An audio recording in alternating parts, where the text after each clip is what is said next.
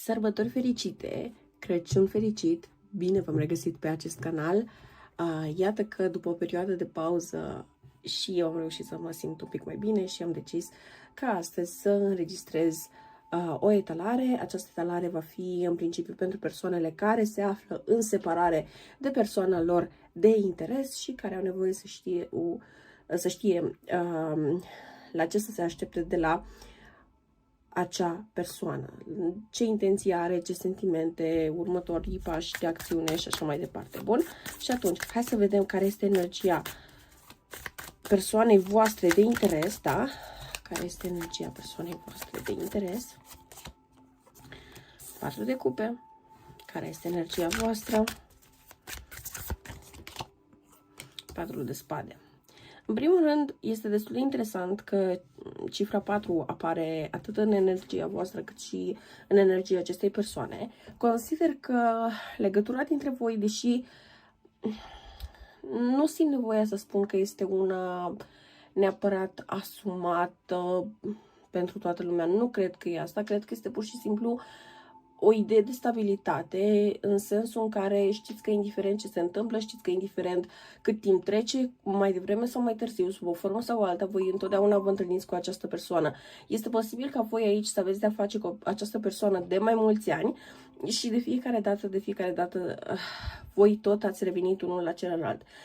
Stilul vostru de a vă trăi viața este destul de independent unul de celălalt. Nu mi se pare că voi neapărat ați făcut efortul pentru a vă acomoda unul în viața celuilalt și nici nu cred că a fost vreo prioritate asta vreodată, pentru că atât voi cât și această persoană sunteți persoane care stați destul de bine pe cont propriu. Energia voastră este mai degrabă de odihnă. Voi simțiți nevoia că aveți nevoie să vă reveniți și să vă faceți o curățenie, să zic așa, în viață, cu noi principii, noi priorități, noi obiective și noi moduri de a atinge obiectivele pe care le impuneți. Pe când persoana voastră de interes este cu atenția îndreptată spre voi, chiar dacă nu există comunicare în acest moment, eu aș zice din acest 4 de cupe că această persoană, fie că vrea, fie că nu vrea, gândurile sale sunt în majoritatea timpului la voi.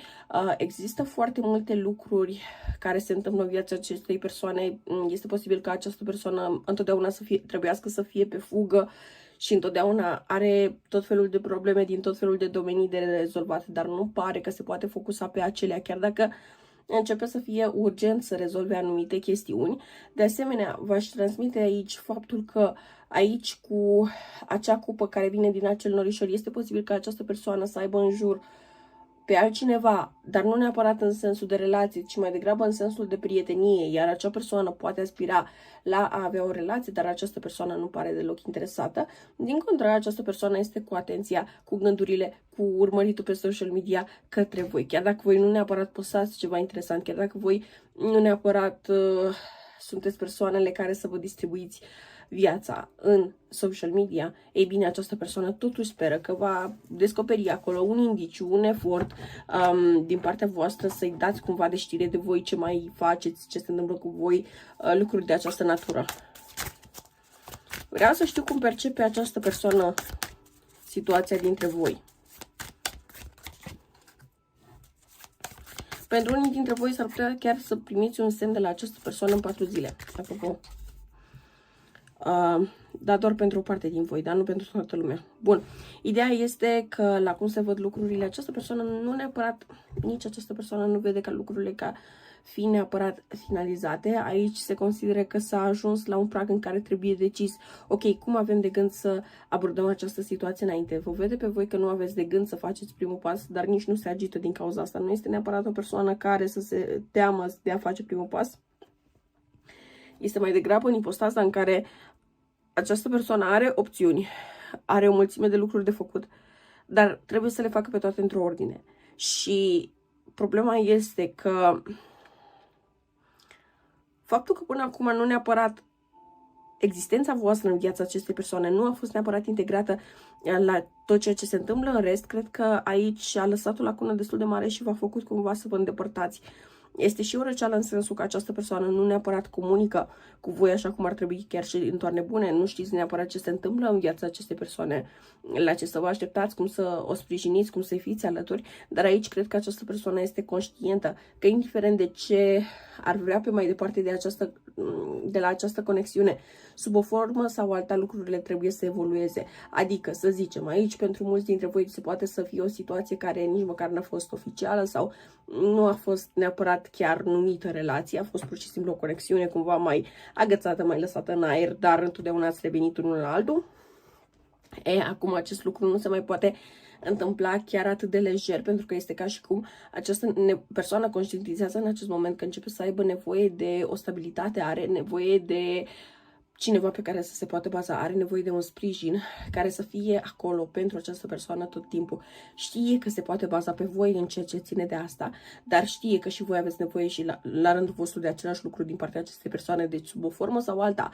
Această persoană se pregătește să facă niște schimbări în această conexiune, dar nu pentru toată lumea aceste schimbări vor fi la fel. De exemplu, pentru unii dintre voi, chiar dacă această relație nu a fost foarte oficială, foarte curând ar putea să apară persoana aceasta, dar iarăși o luăm pe categorii pentru că nu pentru toată lumea va fi la fel. Pentru unii dintre voi s-ar putea ca voi și această persoană să trebuiască să locuiți împreună, dar nu pentru că n-are ce face și această persoană, iarăși, dacă ar putea evita chestia asta, ar face pentru că îi place libertatea sa, dar pe de altă parte este conștientă această persoană că altfel nu ar avea cum să vă integreze efectiv în programul sau în rutina sa, în modul său de a lucra, în ceea ce face zi de zi. Ce gândește această persoană despre voi acum? Ierofantul, 9 de cupe, 7 de pentagrame. Această persoană este conștientă că voi sunteți persoana care are toate calitățile de care are nevoie pentru a-i fi alături, dar pe de altă parte are tendința de a trăgâna, are tendința de a trage de timp și de a vă păstra această conexiune doar, cum să zic eu, la un grad superficial, pentru că, nu știu, cumva este o credință limitativă de partea acestei persoane că pe măsură ce o relație evoluează, pe măsură ce timpul trece, se pierde din autenticitatea afecțiunii față de partener, ceva de această natură. Deci aici poate să fie vorba de persoană care a trecut printr-un divorț sau printr-o conexiune de lungă durată și nu a mers așa cum și-a dorit și acum este ca și cum voi vă confruntați cu toate aceste credințe limitative și trebuie să le faceți față. Ce simte această persoană pentru voi? 6 de bâte, 7 de spade și 4 de pentagrame. În primul rând, această persoană simte faptul că poate să reușească să fie cu voi. Voi aduceți o energie aparte, îi oferiți, efectiv hrăniți cu energie această persoană, până în punctul în care voi rămâneți secătuiți de energie și cred că asta s-a și întâmplat aici. Ce vreau să vă atrag atenția, totuși, este faptul că această persoană nu simte, nu știu, neapărat o eliberare de voi, ca și cum, nu știu, voi sunteți liberi să vă vedeți cu cine vreți sau să faceți ce vreți cu viața voastră. Din contră, această persoană încă mai poate să fie destul de posesivă în ceea ce ține de voi. Nu cred că această persoană ar trata ușor să afle că voi ați fi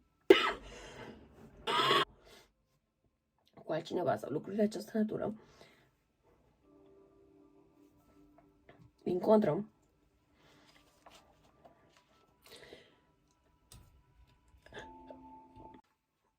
contră, această persoană ar căuta să facă tot ce este posibil doar ca să vă știe că sunteți doar a lui sau a ei, indiferent de că această persoană este bărbat sau femeie, nu asta contează. Trebuie să aveți mare grijă pentru că această persoană poate să acționeze foarte mult din orgoliu în momentul în care afla că voi fie oscilați între două opțiuni, fie aveți pe altcineva pentru că nu este o persoană care acceptă să piardă, mai ales persoanele la care ține. Există afecțiune față de voi fără dar și poate, dar problema este că această persoană nu iasă de sub masca ego-ului și nu prea se simte că aveți efectiv cu cine să vă înțelegeți atunci când vine vorba de a face lucrurile într-o anumită manieră. Se simte ca și cum această persoană vrea să facă lucrurile doar ca el, doar după planurile sale, doar după ideile sale de viitor și nu neapărat ține cont și de voi.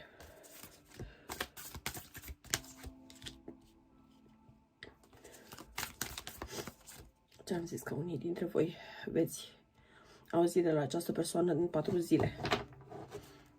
Deci, baza pachetului este Cavalerul de Săbii. Cavalerul de Săbii este o carte foarte, foarte rapidă. Fiți pe fază pentru că această persoană începe să se grăbească. Și cum se grăbește această persoană, vine să vă propună o noutate, o evoluție în această relație, în această conexiune, dar una la care voi nu neapărat v-ați fi așteptat că se întâmplă așa dintr-o dată, cumva este genul acela de noutate, cum am zis, poate să fie vorba de mutat împreună, poate să fie vorba de, nu știu, dacă n-ați fost niciodată la casa acestei persoane și mergeți acolo, dar și vă dă cheile de la casa sau ceva de această natură, dar se simte ca și cum această persoană face asta doar ca să știe că voi rămâneți acolo, că voi îi oferiți acel sprijin emoțional, mental și pe toate planurile, și pentru unii dintre voi poate să fie chiar și sprijin financiar posibil, dar aș vrea să vă atrag atenția asupra faptului că face această persoană această acțiune doar ca să nu vă piardă, doar ca să știe că se poate baza pe voi în continuare, doar ca să se asigure că voi nu fugiți niciunde, da? Persoana asta este foarte conștientă că dacă păstrează același ritm de a face lucrurile, plus obstacolele pe care le are de trecut în viața proprie, această relație nu are cum să mai evolueze, această relație nu are cum să rămână în viața lui. Și atunci, preferă să facă acum acest pas, această investiție, acest cadou, această investiție de efort, mă refer, așa, să vă știe pe voi agățați acolo, în această conexiune, și apoi să-și poată muta iarăși focusul pe restul situațiilor din viața sa. Aveți de-a face cu o persoană extrem de mentală, o persoană care, da, este conștientă de ceea ce simte, dar nu cedează în favoarea sentimentelor, știe foarte clar ce face și aici este vorba de un joc mental pe care această persoană îl face. Atenție foarte mare, pentru că dacă voi aveți speranța că gata, vă mutați cu această persoană sau se întâmplă această evoluție și toate problemele din trecut s-au rezolvat, atenție mare, pentru că aici va fi o dezamăgire destul de mare. Persoana nu își va schimba modul de comportament față de voi, modul de cum se raportează la voi, atitudinea sa față de voi, schimbă doar anumite circunstanțe